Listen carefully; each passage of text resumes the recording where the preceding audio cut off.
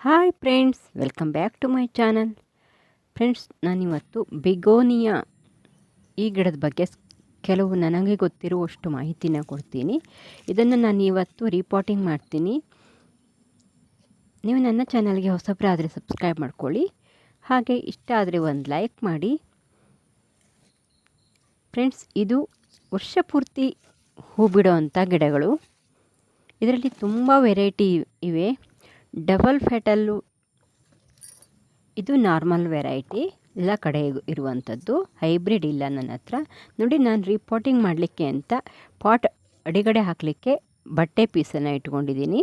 ಹಾಗೆ potting mix ಮತ್ತು ಸ್ವಲ್ಪ ಕೆಳಗಡೆ ಹಾಕಲಿಕ್ಕೆ ಅಂತ ಇಟ್ಕೊಂಡಿದ್ದೀನಿ. ಇಲ್ಲಿ ನೋಡಿ, ಇದು ನನ್ನ ಹಳೆ ಗಿಡ. ಇದನ್ನೇ ನಾನು ರೀಪಾಟಿಂಗ್ ಮಾಡ್ಕೊಳ್ತೀನಿ. ನಾವು ಹೊಸ ಗಿಡಗಳನ್ನ ಕಟಿಂಗಿಂದ ಈಸಿಯಾಗಿ ಇದನ್ನು ಗ್ರೋ ಮಾಡ್ಕೋಬೋದು, ಬೆಳೆಸ್ಕೋಬೋದು. ಮುಂದಿನ ವಿಡಿಯೋದಲ್ಲಿ ನಾನು ಅದನ್ನು ಸಹ ತೋರಿಸ್ತೀನಿ. ನಾವು ಇದನ್ನೇ ರೀಪಾಟಿಂಗ್ ಮಾಡಿಕೊಂಡ್ರೆ ತುಂಬ ಚೆನ್ನಾಗಿ ಹೂ ಬಿಡುತ್ತೆ. ವರ್ಷ ಪೂರ್ತಿ ಹೂವಿರುತ್ತೆ. ಆದರೆ ಇದನ್ನು ಸ್ವಲ್ಪ ನೆರಳಲ್ಲಿ ಇಡಬೇಕು. ತುಂಬ ಬಿಸಿಲಿರೋ ಕಡೆ ಇಟ್ಟರೆ ಅಷ್ಟೊಂದು ಚೆನ್ನಾಗಿ ಬರಲ್ಲ, ಗಿಡಗಳು ಹಾಳಾಗಿಬಿಡತ್ತೆ. ಆದರೆ ಇದು ನೀರ್ಸೋಣೆ ಗಿಡಗಳಕ್ಕಿಂತ ಸೂಕ್ಷ್ಮ ಅಲ್ಲ, ಸ್ವಲ್ಪ ಓಕೆ. ನೋಡಿ, ಈ ರೀತಿ ಮಳೆ ತುಂಬ ನೀರು ತಾಗಿದ್ರೆ ಈ ರೀತಿ ಕಡ್ಡಿಗಳು ಕೊಳ್ತೋಗ್ಬಿಡತ್ತೆ. ತುಂಬ ನೀರು ಹಾಕಬಾರ್ದು ಇದಕ್ಕೆ. ಮಳೆಗಾಲದಲ್ಲಿ ನಮ್ಮ ಕಡೆ ತುಂಬ ಮಳೆ ಬೀಳೋದ್ರಿಂದ ಈ ರೀತಿ ಆಗಿದೆ. ನಾನು ಇದನ್ನೆಲ್ಲ ಮಣ್ಣೆಲ್ಲ ಗಟ್ಟಿಯಾಗಿಬಿಟ್ಟಿದೆ. ಹಾಗಾಗಿ ಇದು ಹೋದ ವರ್ಷ ನೆಟ್ಟಿರೋವಂಥ ಗಿಡಗಳು. ನಾನೀಗ ಇದನ್ನು ರೀಪಾಟಿಂಗ್ ಮಾಡ್ಕೊಳ್ತೀನಿ. ವಿಂಟರಿಗೆ ತುಂಬ ಚೆನ್ನಾಗಿ ಹೂ ಬಿಡೋವಂಥ ಗಿಡ ಇದು. ಮತ್ತು ಇದು ವರ್ಷ ಪೂರ್ತಿ ಹೂ ಬಿಡುತ್ತೆ. ಬೇಸಿಗೆಯಲ್ಲಿ ಸ್ವಲ್ಪ ನೆರಳಲ್ಲಿ ಇಡಬೇಕು, ತುಂಬ ಬಿಸಿಲಿರೋ ಕಡೆ ಇಡಬಾರ್ದು. ಹಾಗಿದ್ದರೆ ಇದು ತುಂಬ ಚೆನ್ನಾಗಿ ಹೂ ಬಿಡುತ್ತೆ. ನಾವು ಇದನ್ನು ಕಟಿಂಗ್ ಮಾಡಿ ರೀಪಾಟಿಂಗ್ ಮಾಡಿಕೊಂಡ್ರೆ ಇದೇ ಗಿಡಗಳು ತುಂಬ ಚೆನ್ನಾಗಿ ಹೂ ಬಿಡುತ್ತೆ. ಕಟಿಂಗನ್ನು ಕೂಡ ನಾವು ಈಸಿಯಾಗಿ ಗ್ರೋ ಮಾಡ್ಕೋಬೋದು. ಇದು ಸ್ಮೂತ್ ಆಗಿರೋ ಕಡ್ಡಿ ಆಗಿರೋದ್ರಿಂದ ಇದನ್ನು ಕಟಿಂಗಿಂದ ತುಂಬ ಈಸಿಯಾಗಿ ಗ್ರೋ ಮಾಡ್ಕೋಬೋದು.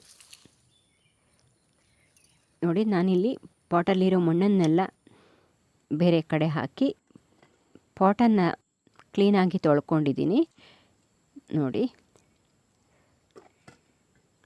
ಈಗ ನಾನು ಇದಕ್ಕೆ ಅದೇ ಹಳೆ ಗಿಡನೇ ಕ್ಲೀನ್ ಮಾಡಿ ಇದಕ್ಕೆ ಪಾಟಿಗೆ ಹಾಕ್ತೀನಿ. ಮತ್ತು ಹೊಸ ಕಡ್ಡಿನೂ ನಾನು ಬೆಳೆಸ್ಕೊಳ್ತೀನಿ. ಅದನ್ನು ಮುಂದಿನ ವಿಡಿಯೋದಲ್ಲಿ ತೋರಿಸ್ತೀನಿ. ನೋಡಿ, ಕೆಳಗಡೆ ಸ್ವಲ್ಪ ಬಟ್ಟೆ ಪೀಸ್ಗಳನ್ನು ಹಾಕ್ತೀನಿ. ಮಣ್ಣು ಕೆಳಗಡೆ ಹೋಗಬಾರ್ದು, ಆ ಹೋಲಲ್ಲಿ ಕಟ್ಕೋಬಾರ್ದು ಅಂತ ಬಟ್ಟೆ ಪೀಸನ್ನು ಹಾಕ್ಕೊಳ್ತೀನಿ.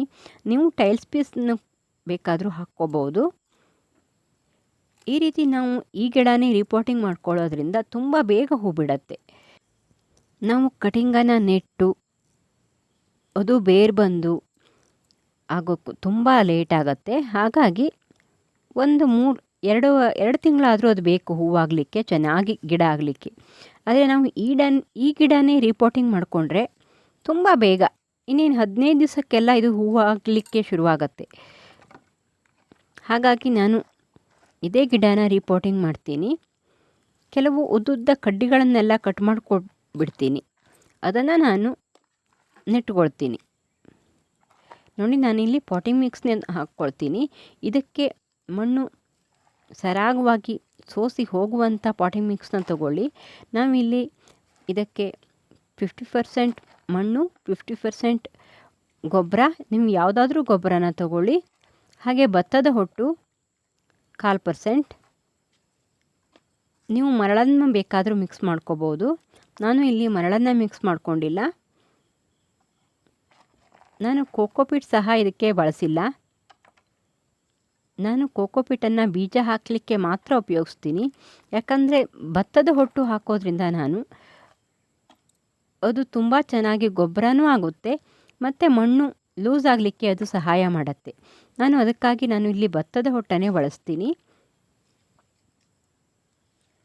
ನೋಡಿ, ಹಳೆ ಗಿಡನ ಈ ರೀತಿ ಕಳೆಗಳ ಇದೆ ಅದರಲ್ಲಿ, ಅದನ್ನು ತೆಕ್ಕೊಳ್ತೀನಿ. ಮತ್ತು ಒಣಗಿರೋ ಕಡ್ಡಿಗಳನ್ನೆಲ್ಲ ತಿಕ್ಕೊಂಡು ಅದನ್ನು ನಾನು ಕಟಿಂಗ್ ಮಾಡಿ ಅದನ್ನೇ ನೆಡ್ತೀನಿ.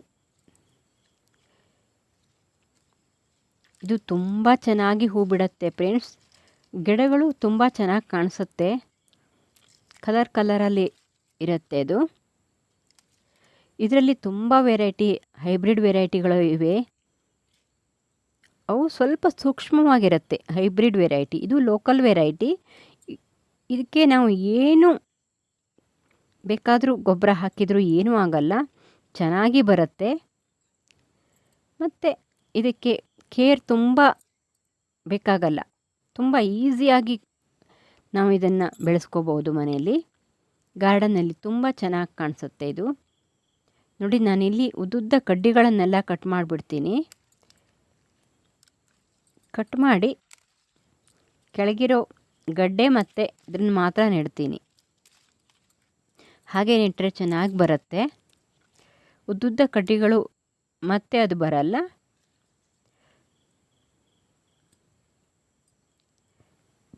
ನೋಡಿ, ಈ ರೀತಿ ಮಾಡಿಕೊಂಡು ನಾನು ಅದನ್ನು ನೆಟ್ಬಿಡ್ತೀನಿ.